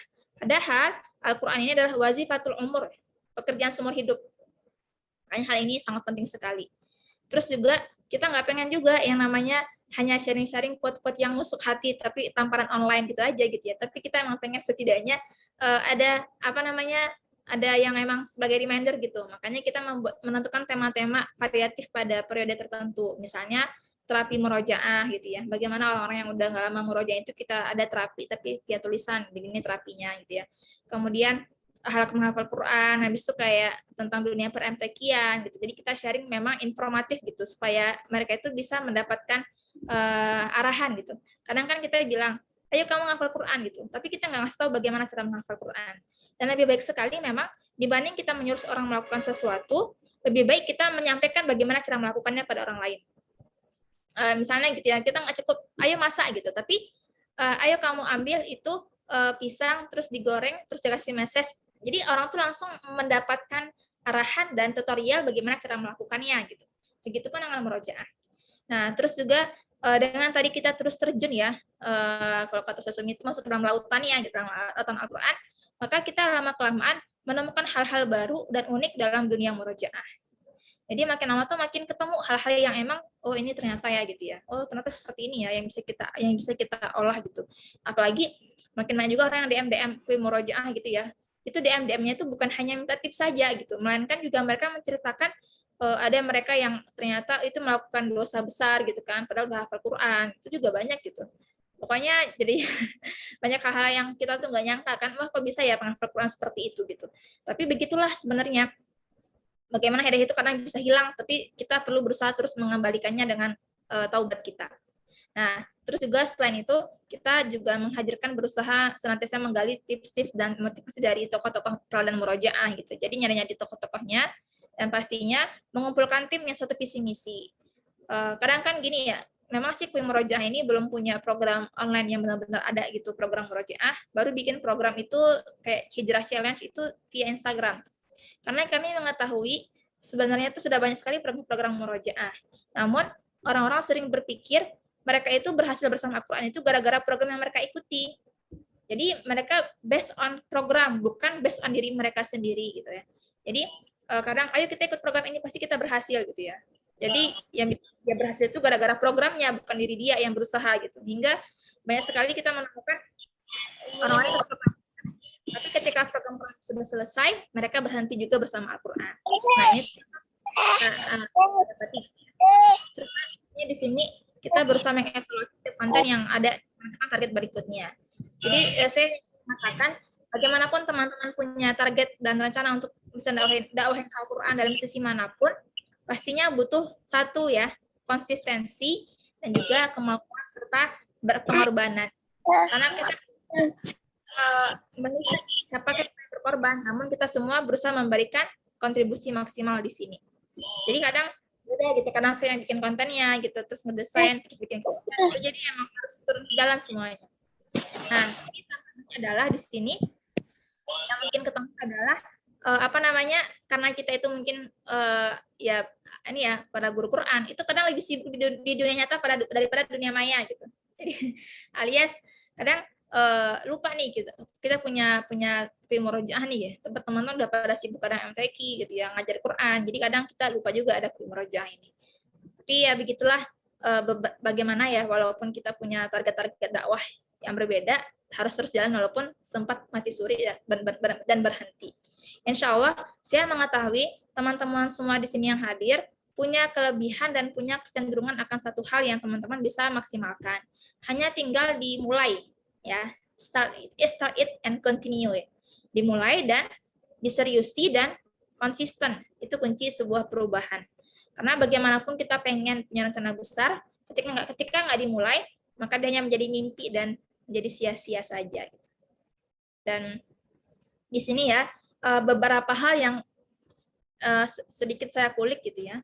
Banyak teman-teman, para akhwat ataupun orang-orang yang pengen berdakwah dalam sisi apapun itu, mereka merasa insecure, merasa nggak pede, merasa nggak bisa, terus merasa kayak banyak orang yang lebih keren dibanding mereka, hingga kalau mereka bikin, mereka jadi ngerasa kayak nggak layak gitu. Yaitu hal yang wajar.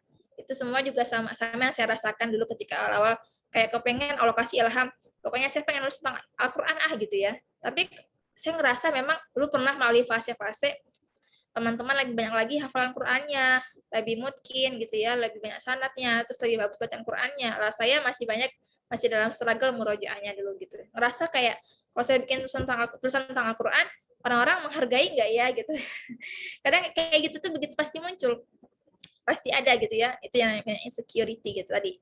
Nah, akan tetapi saya menguatkan diri sendiri gitu ya, bahwasanya yang tadi itu yang suka bikin kita ragu itu adalah karena kita nyari pandangan manusia gitu. Tapi kalau kita nyari pandangan Allah Subhanahu wa taala, insya Allah akan ngasih keyakinan di hati kita. Ya teman-teman mungkin bisa ngecek kembali. Kalau teman-teman ragu dan ngerasa nggak yakin, bisa jadi emang karena mengharapkan ada poin-poin manusia di sana. Tapi kalau udah sama Allah Subhanahu wa taala mah insya Allah udah capek saja gitu ya, nggak ragu-ragu lagi gitu. Hingga akhirnya mulai konsisten nulis gitu. Dan suatu kali ketika sedang mentadabburi surat Az-Zumar ini ya, ayat 34 sampai 36 ini, saya 54 ya sampai 56, saya ngerasa loh kayaknya ayat ini tuh cocok ya sama orang yang insecure gitu ya, yang sering ngerasa nggak pede gitu, ngerasa nggak yakin, jadi ngerasa nggak mampu menegakkan tubuh dia untuk maju melangkah gitu kan. Nah, dari ayat ini gitu, kenapa gitu? Karena adanya rasa putus asa yang dihadapi gitu. Jadi orang-orang yang biasanya nggak mau melangkah dan takut itu karena dia tuh punya putus asa di hati dia dan ngerasa tidak menghargai diri sendiri. Makanya di sini Allah mengatakan ya, Bismillahirrahmanirrahim, Qul ya ibadiyalladzina asrafu ala anfusihim la taqnatu mir rahmatillah innallaha yaghfiru dzunuba jami'a innahu huwal ghafurur rahim. Hai hamba-hambaku yang melampaui batas terhadap diri mereka sendiri, janganlah kamu berputus asa dari rahmat Allah Subhanahu wa taala. Sesungguhnya Allah mengampuni dosa-dosa semuanya. Sesungguhnya dialah yang Maha Penyayang lagi Maha Pengampun. Jadi teman-teman gitu ya, biasanya tuh rasa insecure itu muncul karena memang ada diri kita yang melakukan kemaksiatan. Hingga akhirnya kita merasa tidak berharga gitu ya, kemudian ngerasa lebih kurang, rendah diri gitu. Dan ngerasa nggak punya apa-apa gitu. Makanya Allah mengatakan gitu, ya jangan putus asa, never give up gitu. Sesungguhnya Allah Subhanahu wa taala mengampuni dosa-dosa kamu semuanya. Jika engkau melakukan taubatan nasuha, maka harus muncul ada sikap optimisme dalam diri kita yang dinamakan at-tafaul. Jadi orang-orang mukmin itu mereka memiliki himmah aliyah, memiliki al-azimah, al-azma, punya azam, punya mimpi yang tinggi, punya obsesi yang tinggi. Begitulah kita yang berharap agar Al-Quran itu tersiarkan ke seluruh Indonesia, ke seluruh dunia. Apalagi saya pernah menyebutkan sebelumnya, di Indonesia ini baru sekitar 20% orang yang bisa baca Quran. Sisanya, 80% itu masih buta Al-Quran. Jadi kita harus bergerak gitu. Walaupun ngerasa nggak bisa apa-apa, harus bisa ngajarin Al-Quran orang-orang di sekitar kita, walaupun dengan keterbatasan kita. Saya kemarin itu punya teman sekamar ya, yang namanya Kak Inas gitu. Beliau bahkan saya takjub gitu ya, kadang dapatin nasihat dari orang-orang sekitar kita gitu. Beliau itu punya impian ketika berdoa pada hari Arafah itu, dia itu pengen mentahsinkan keluarga beliau gitu. Itu doa beliau gitu. Dan itu Allah kabulkan. Ketika ibunya, tantenya, dan sepupunya itu nelfon, Kak Inas ajarin aku tahsin dong gitu. Dia bahagia banget karena tujuan dia adalah bisa memberantas buta Al-Qur'an di keluarganya tadi gitu. Dan itu mungkin kita bisa harapkan juga ya, kita bisa melakukannya gitu buat orang tua kita, ayah ibu kita gitu. Dan saya juga kadang bagi saya itu kayak evaluasi ya. Saya udah bisa mastiin nggak ya ibu saya, umi saya, ayah saya itu menghafal Quran gitu kan, adik saya menghafal Quran gitu. Jadi terus tanya aja sama mereka, gimana Qurannya gitu ya. Karena pertanyaan terbaik itu adalah kita nanya Quran mereka gitu ya. Dengan begitu insya Allah mereka itu jadi bisa Al-Quran itu kita kan nggak bisa menghapus kesedihan mereka dengan kata-kata yang indah atau kata ngasih bantuan finansial ya. Tapi saat kita nanya Al-Quran mereka itu insya Allah Al-Quran itu sebagai solusi. Allah berikan mereka itu kemudahan, ketenangan, dan kelapangan jiwa, serta juga keberkahan dalam banyak hal. Di sisi rezeki juga. Nah, maka di sini kita harus bersemangat ya, bersemangat karena ciri-ciri mukmin tadi bastul wajhi, wajahnya itu semangat dan ceria dan terang gitu. Dan di sini caranya yang kedua kembali kepada Allah Subhanahu wa taala. Wa anibu ila rabbikum wa aslimu lahu min qabli ayyatiyakumul adabu tsumma la tunsarun. Dan kembalilah kepada Tuhanmu dan berserah dirilah kepadanya sebelum datang azab kepadamu, kemudian kamu tidak dapat ditolong lagi. Jadi mumpung masih hidup ya, mumpung masih eksis di dunia ini, maka harus segera memperbanyak kembali kepada Allah Subhanahu wa taala. Karena ibarat kita terus berlari, kalau kita nggak punya amunisi, pasti kita kehausan dan dehidrasi. Nah, amunisi kita di sini adalah Allah Subhanahu wa taala. Apalagi dalam berdakwah ini. Pasti gitu ya. Karena kita nggak bisa dapetin suntikan energi kecuali dari Allah Subhanahu wa taala. Dan tanya pada Allah Subhanahu wa taala. Harus ada yang namanya sidqul azmi. Kejujuran niat kita. Idza sadaqul azmu wa duhasabilu. Kalau udah jujur niatnya, insya Allah kebuka jalannya. Jadi kadang kita bukannya nggak nemukan solusi, cuman niat kita tuh masih kecampur-campur gitu. Kadang-kadang gitu sih. Nah, caranya juga mengikuti syariat Allah Subhanahu wa taala. Wattabi'u ma ahsana unzila ilaikum mir rabbikum min qabli ayyatiyakumul adzabu baghtatan wa antum la tash'urun. Dan ikutilah sebaik-baik apa yang telah Allah turunkan di Al-Qur'an dari Tuhanmu sebelum datang azab kepadamu tiba-tiba sedangkan kamu tidak menyadarinya. Jadi kita mumpung masih Allah berikan kesempatan, maka harus bisa memanfaatkannya. Karena siapa yang mengetahui usia kita kapan akan berakhir. Nah, dulu itu pernah ya, siapa ya? Saya lupa namanya ya. Di masa pandemi itu namanya saya lupa lagi nama akhwat ini yang beliau itu wafat di usia 37 atau 34 tahun. Dan beliau itu saat beliau itu meninggal, semua orang menangisi kepergian beliau gitu ya. Saya lupa nama kakaknya ya. Menangisi kepergian beliau. Bahkan Ustadz siapa ya, Ustadz Bendri gitu ya, Asep Sobari itu menangisi kepergian beliau gitu. Nah, sudah ingat kayaknya namanya nih. Nah, kenapa itu ya? Ternyata gara-gara beliau banyak sekali membuat peluang kebaikan. Nah, namanya Devina Andiviati. Nah, beliau itu ternyata kemanapun beliau pergi, itu beliau selalu membuat kebaikan dimanapun gitu. Beliau bahkan dari tangan beliau itu bisa mengumpulkan banyak sekali wakaf-wakaf sumur. Hingga beliau nyetatus di Facebooknya itu, alhamdulillah nih udah air sudah mengalir di sumur ini gitu ya. Itu tuh ini. Nah, itu ternyata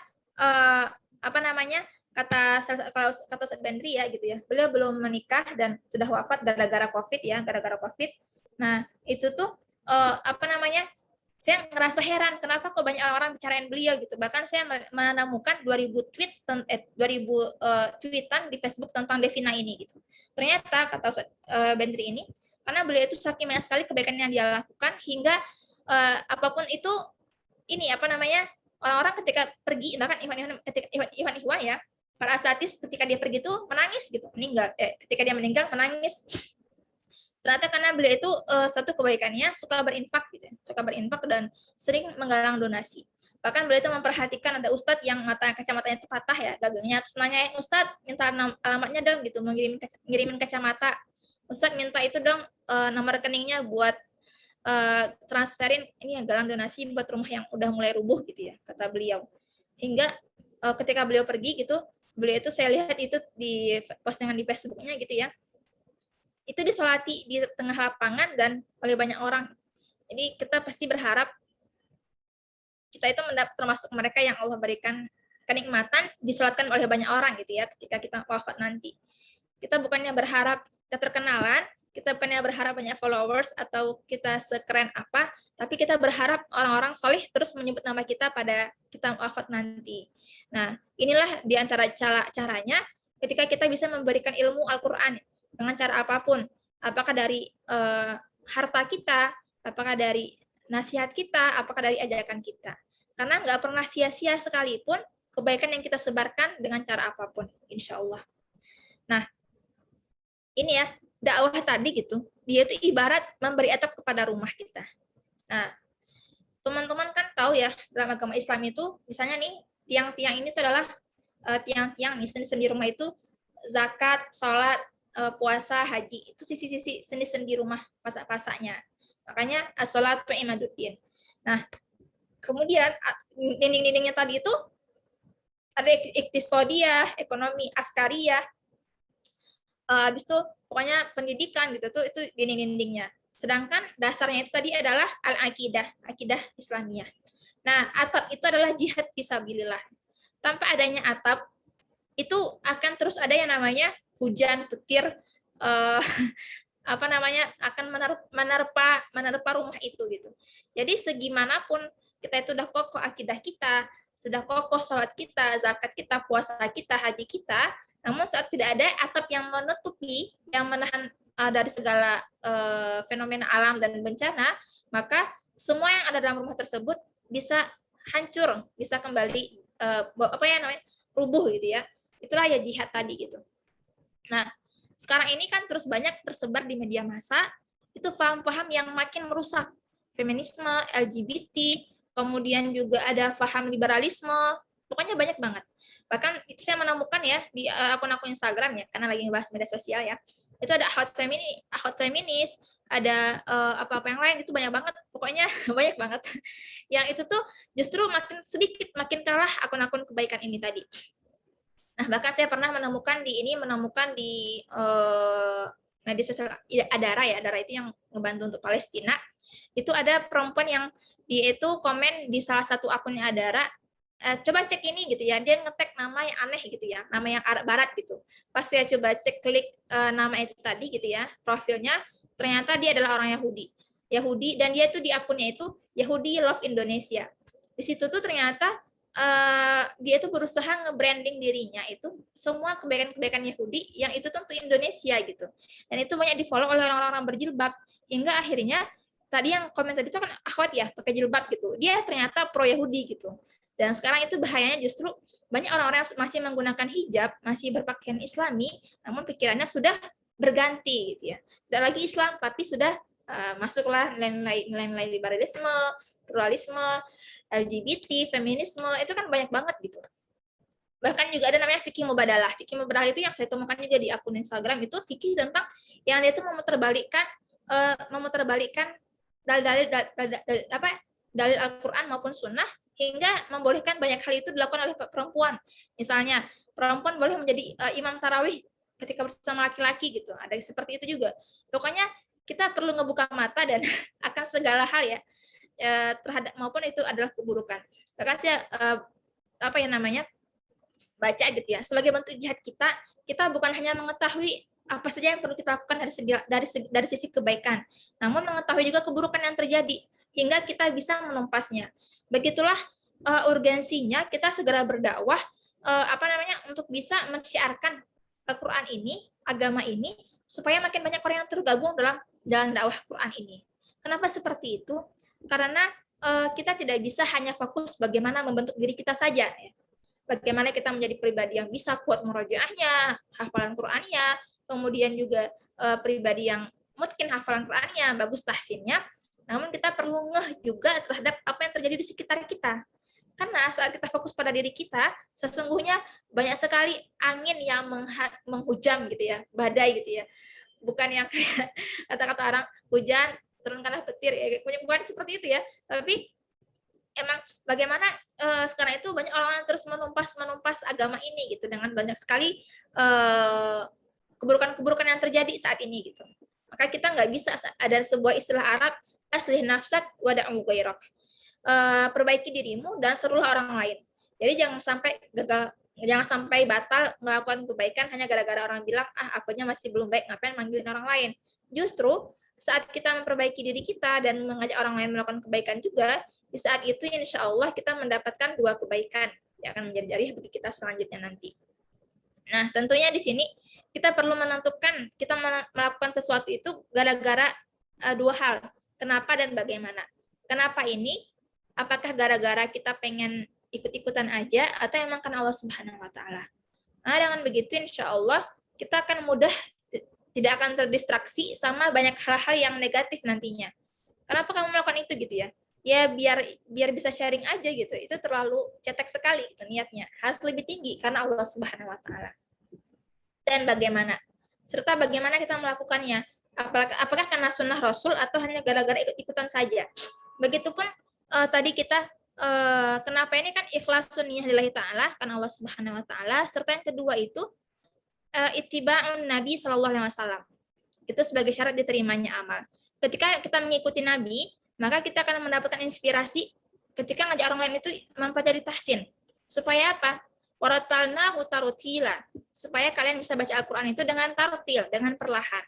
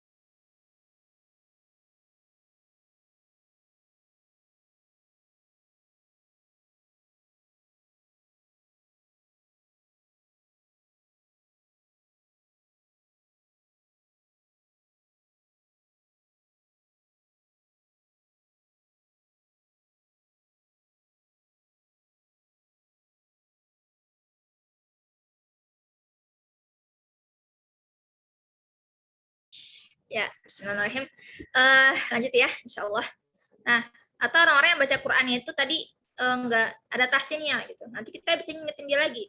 Alladzina atainahumul kitaba yatlunahu haqqa tilawati ulaika yu'minuna bi.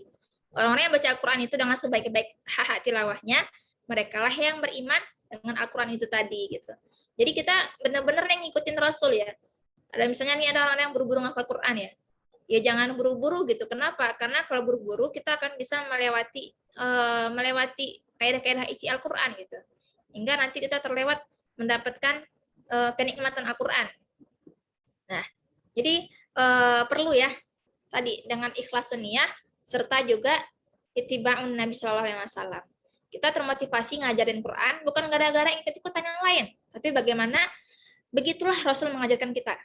Jadi bukan supaya apa? Biar kayak Ustadz ini gitu, biar bisa emang ngajarin Quran. Enggak. Kenapa kamu ngajarin Al-Quran? Karena ini yang telah Rasul lakukan.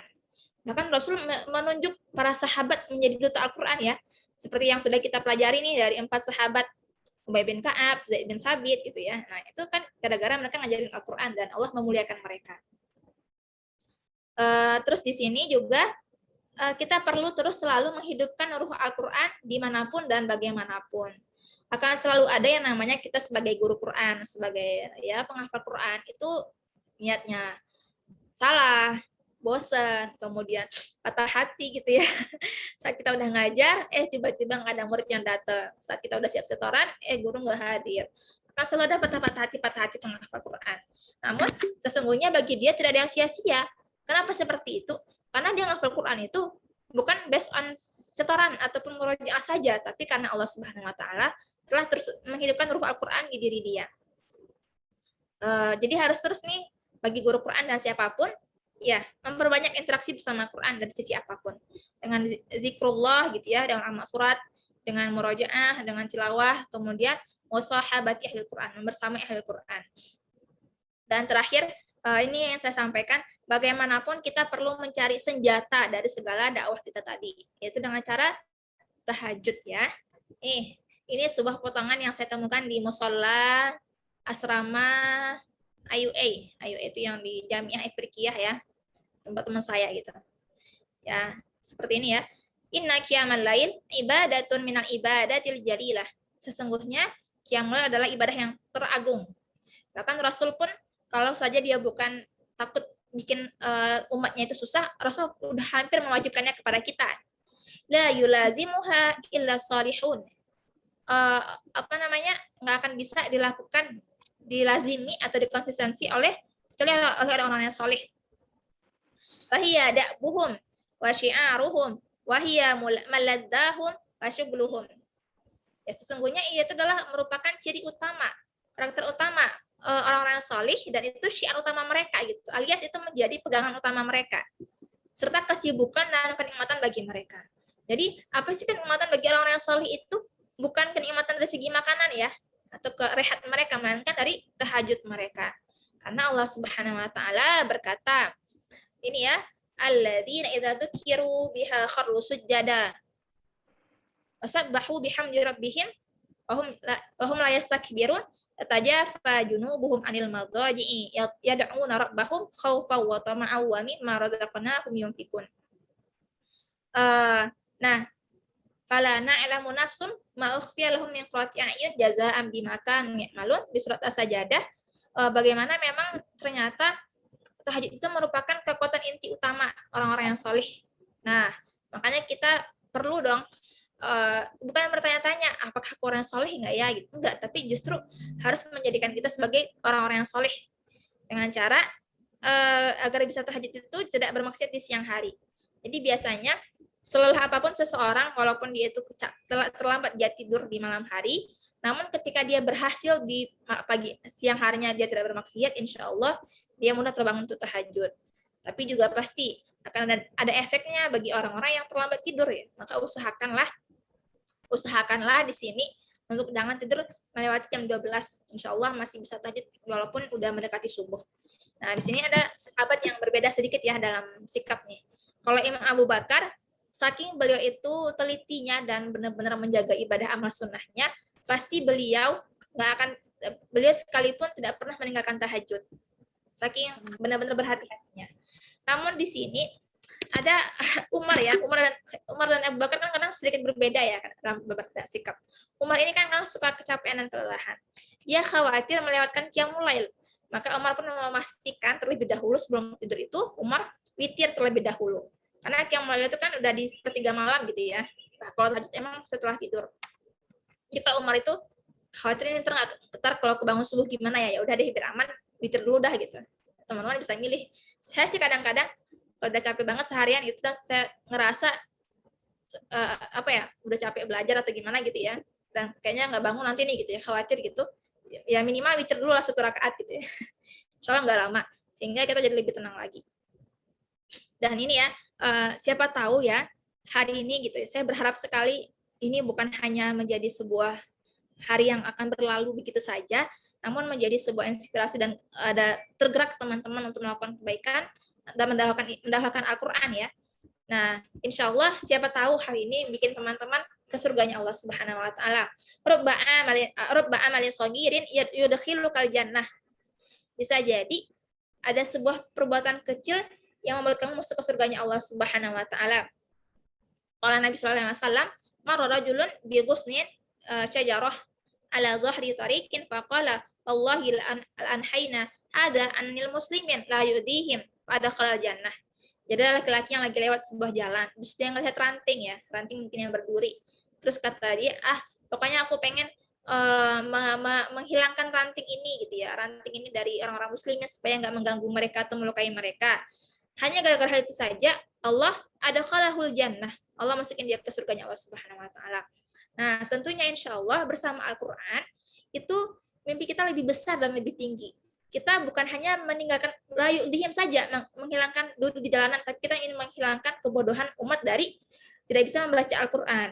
Yang itu insya Allah membuat mereka lebih mencintai Allah Subhanahu Wa Taala, mencintai Al-Quran, dan juga mendapatkan hidayahnya Allah Subhanahu Wa Taala. Tentu saja ini tuh lebih tinggi dan lebih bernilai harganya. Makanya sebagai penutup, khairukum man ta'allama Al-Quran wa 'allamah. Sebaik-baik kalian adalah yang mempelajari dan mengamalkan dan mengajarkannya.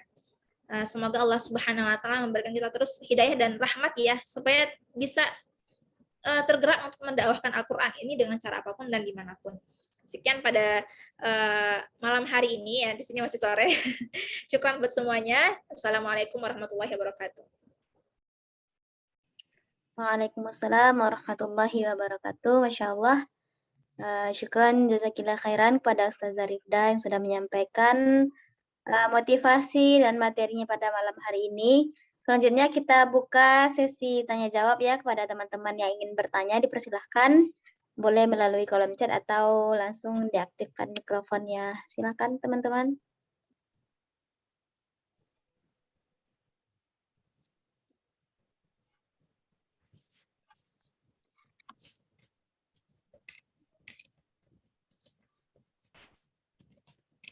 Leo, siapa yang mau bertanya?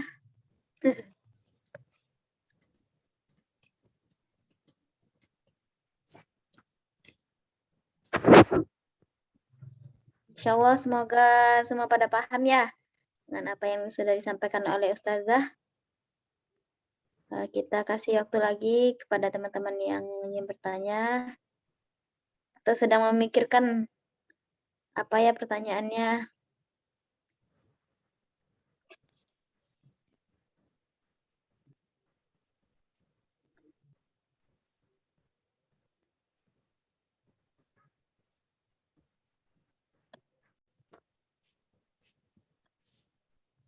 Atau dicukupkan aja mungkin ya Ustazah?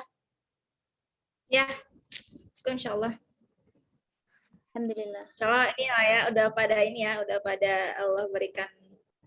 Kadang insya Allah ya, kalau diam ini sudah paham ya Ustazah, nggak mesti bertanya sih. Alhamdulillah. Ada ini closing statement mungkin dari Ustazah Rifda.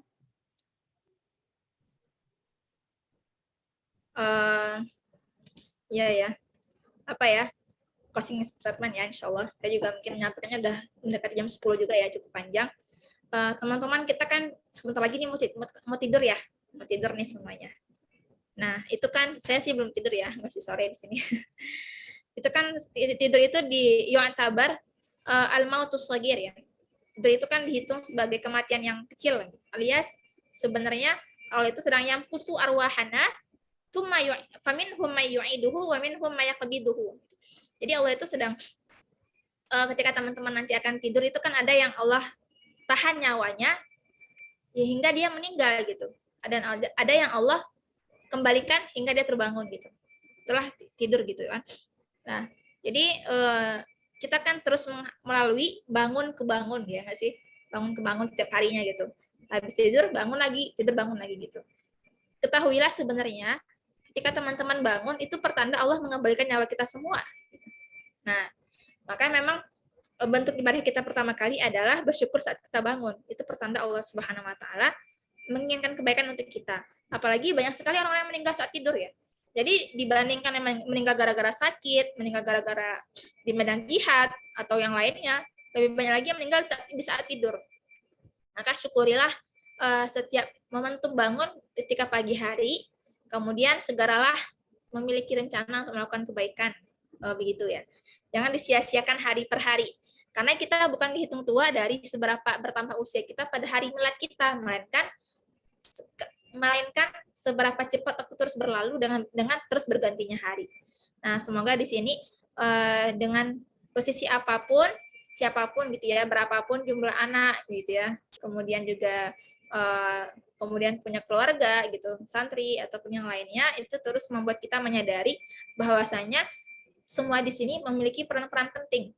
Ada yang dia sebagai ibu, sebagai guru, sebagai santri, sebagai pekerja, sebagai penjual gitu. Tapi sesungguhnya itu semua adalah peran-peran yang teman-teman bisa maksimalkan beribadah kepada Allah Subhanahu wa taala. Bukanlah yang paling mulia mereka yang menjadi guru Quran saja, tapi mereka yang beribadah di sesuai posisinya masing-masing dan terus berusaha maksimal dengan Al-Qur'an. Semangat semuanya, semoga Allah merahmati kita semua. Sekian Ustazah Apil. Panjangan ini ya satu-satu. Sekali lagi jazakillah khairan kepada Ustazah Rifda. Alhamdulillah sudah selesai kajian malam hari ini. Semoga apa yang kita dapatkan pada malam ini atau malam-malam kajian sebelumnya bisa kita aplikasikan dalam kehidupan kita sehari-hari dan bisa kita amalkan. Amin ya rabbal alamin. Selanjutnya sesi dokumentasi ya dari siapa yang bisa dokumentasi?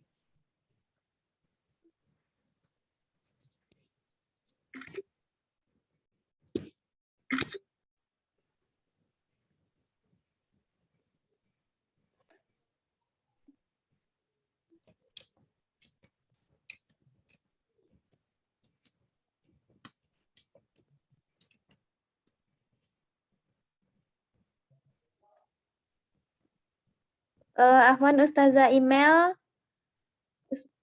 Ana pakai Sudah, HP. kayaknya sudah. Oh, sudah. Oke, alhamdulillah. Ya, sekian dulu kajian kita pada malam hari ini. Marilah kita tutup dengan membacakan hamdalah. Alhamdulillahirabbil alamin. Alhamdulillah. Dan dengan doa penutup majelis. Subhanakallahumma wa bihamdika asyhadu an la ilaha illa anta astaghfiruka wa atubu ilaik. Ana selaku moderator mohon maaf jika ada kesalahan. Ana ucapkan syukran jazakumullah khairan kepada akhwati fillah. Sudahi dengan assalamualaikum warahmatullahi wabarakatuh. Waalaikumsalam warahmatullahi wabarakatuh. Salam.